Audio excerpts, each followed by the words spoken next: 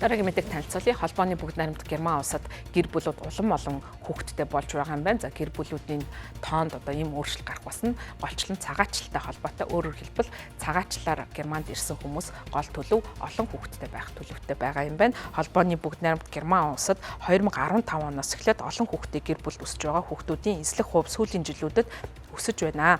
Энэ талаар бол холбооны статистикийн газар болох Ди статистик мэдгдсэн. Энэ тоо 1996 онд 25% байсан бол 2015 онд 23% болж буурсан ч 2024 он гэхэд дахин 26% болж өсөх магадaltaй. За цагаачлал 2015 оноос эхэлж нэмэгдсэн гэдгийг Ди статистик мэдэгдэж байна. Шилжин суурьсан гэр бүлүүд 3 ба түүнээс дээш хүүхэдтэй болох нь гадаад үндэстэнгүй гэр бүлээс бараг 2 дахин их байгаа нь тогтоогдсон байна. 2024 онд цагаач гэр бүлийн 19% нь 3 ба түүнээс дээш одоо хүүхэдтэй байсан бол бусад гэр бүлийн 10 орчим хувь нь 3 хүүхэдтэй байсан байна.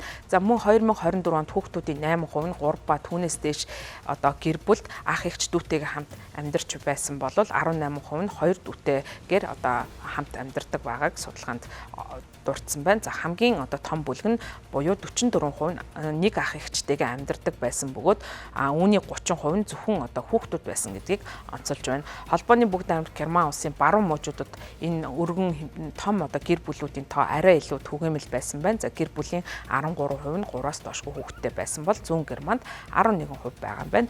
За энэ тоо нь хүн амын 1% нь судалгаа хийдэг одоо жил бүрийн бичил тоолгын үеэр олон нийтэд ил болсон байна. За гэр бүлийг нэг өрхөд амьдардаг эцэг их хүүхдүүд гэсэн бүлгүүд болгон тодорхойлдог бөгөөд за шилжин нүүрж ирсэн хүүхдүүдийг үүнд тооцож оруулаагүй гэдгээ статистикийн газраас мэдэгдэж байна.